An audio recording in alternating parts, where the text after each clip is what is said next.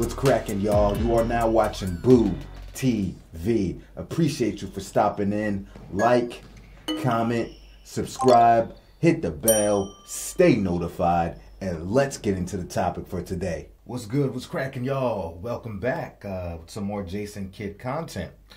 Jason Kidd, if you didn't know, if you're new here, Jason Kidd is my favorite point guard of all time. Do I think Jason Kidd is the GOAT? Obviously not. I think Magic Johnson is the greatest point guard of all time. But Jason Kidd is my guy. Jason Kidd's passing ability was incredible. During his time in the NBA, especially during his prime, nobody could pass the ball like Jason Kidd. And what made Jason Kidd's passing so incredible, in the same way that made Magic Johnson's to some degree, is that with Jason Kidd, he wasn't like a real shooting threat, and he wasn't a, belligerent scorer or anything like that. So a lot of people knew Jason Kidd was trying to make the pass, and there was still nothing that you could do about it. He wasn't, a ball monopolizer and holding the ball extended periods of time, chewing up shot clock, passing it to the open shooter last minute, like the James Hardens, the Luka Doncic's like that. No, it was organic, making the right reads, making the right plays, manipulating the defense, wasn't fishing out assists and things like that. Man, especially in those 2000s, man, Jason Kidd was on triple-double watch at halftime during games. People like to frown on the guy that gets 10, 10, and 10. I'm like, I'm not one of those people. 10, 10, and 10 isn't necessarily something that's easy to do. Especially a guy Jason Kidd's size in there grabbing rebounds with the bigs when there were actual bigs. He's a very smart rebounder and could push the tempo and could do the outlet pass and was an elite defensive player. And when the team needed to, he could score. Wasn't the shooter like Steve Nash was. Eventually, later in his career, he became more of a shooter, but he could score the basketball. He could get in the rim. He was crafty. He'd get towards the hoop, not in the rim. Get to the bucket, crafty with either hand. Jason Kidd had eyes in the back of his damn head. And I used to love watching him run the fast break. A wizard with the basketball. Jason Kidd has really become overrated, man. I get sad when people mention great point guards, greatest point guards of all time, and nobody ever mentions Jason Kidd's name. I mean, he did take the New Jersey Nets to back-to-back finals appearances, lost to the Lakers in 2002, lost to the Spurs in 2003, eventually got a championship as a key component later in his career with the Dallas Mavericks led by Dirk Nowitzki. But Jason Kidd was a pivotal player in that run, even though he was older. I'm telling you, man, J. Kidd was that guy. And don't forget, Steve Nash and Jason Kidd used to play on the same team. Yeah, they played about 1.5 seasons together with the Phoenix Suns. And Jason Kidd took Steve Nash under his wing. Taught him a lot. Anyway, let's get into it. This is from the YouTube channel Basketball Time Machine, BTM. I reacted to quite a few videos from this channel. Go check it out. And let's see why NBA legends explain why Jason Kidd is a legend. Let's get into it. The greatest player on the planet, half court or even three-quarter court, and pushing the ball where he wants to do it. He was amazing. Hey guys, this is Dominique Wilkins.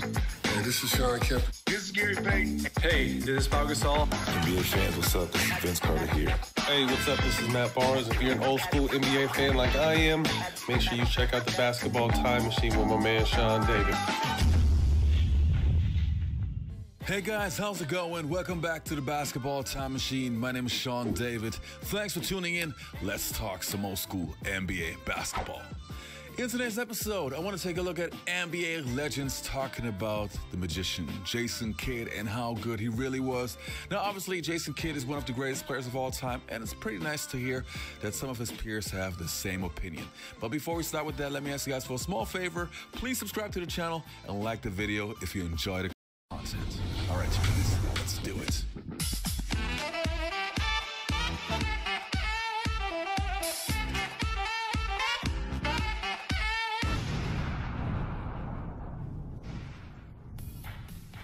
Now, the first player's opinion that we're going to take a look at is Jason Williams, a.k.a. White Chocolate, who talks about his favorite player. And surprisingly, it is a person that we all know. Let's take a look. My favorite player ever, bro? Yeah. Like growing up? Yeah. Gotta be Jason Kidd. That's the only jersey I ever owned was the Dallas Mavericks 5 jersey. For one, I ain't really know, not that it really mattered, I ain't know bro was white or black when he was at Cal. All I saw, bro, was him get that junk off the glass, dribble that junk up the floor, and maybe dunk on you or throw that thing like that, you know. So I started watching him early. And the next clip that we're going to take a look at is from Gilbert Arenas' YouTube channel. And yeah, Gilbert always has some pretty interesting opinions, but let's take a look what he has to say today. A few things you never thought you would be able to do in your career, and I was part of the thought process, and that was one of them, play with J. Kidd. Did you realize, like, playing with him, how smart he really was? Yeah, absolutely. Like I would look at some of you guys as, like, film, and you'll be posting somebody up and he'll throw at the edge of the backboard, bounce it right to you. Right? Like, some of the stuff, like, he was doing, I was like... Just angles, genius, Just man. angles.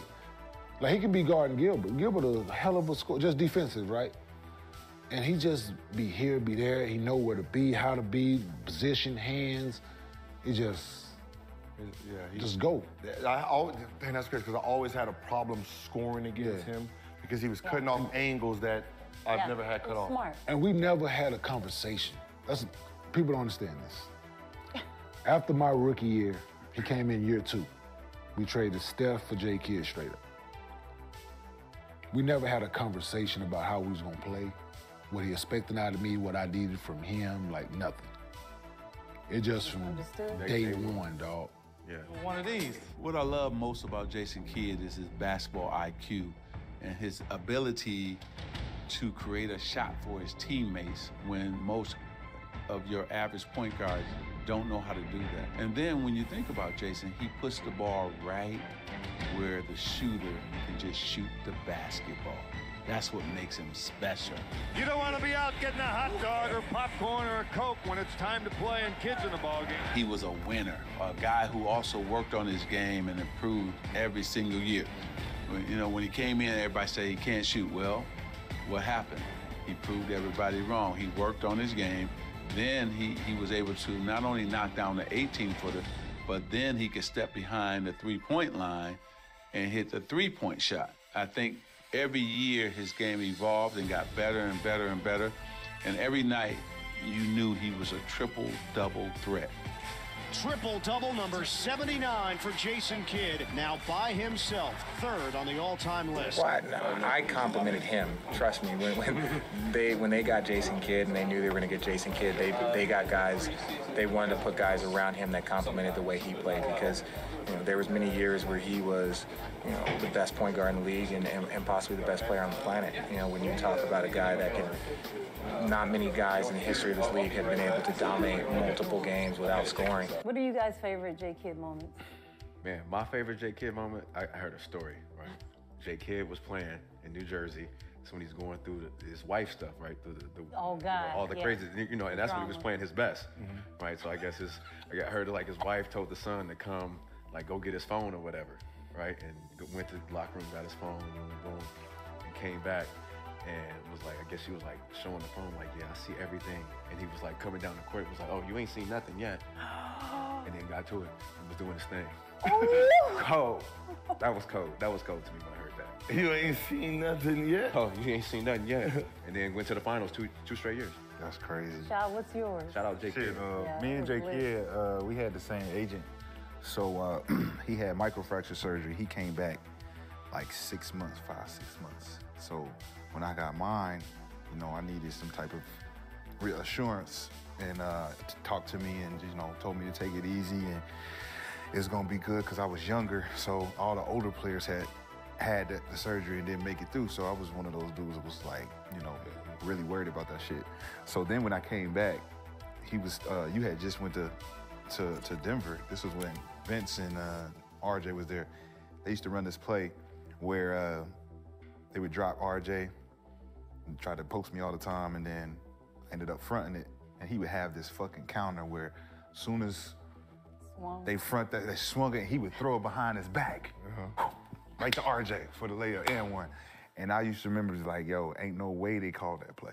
How could he be the best player on the court sometimes and not score the ball? I thought that was cool as hell. Like, yeah, that he could just do all these things. And he made it look crazy.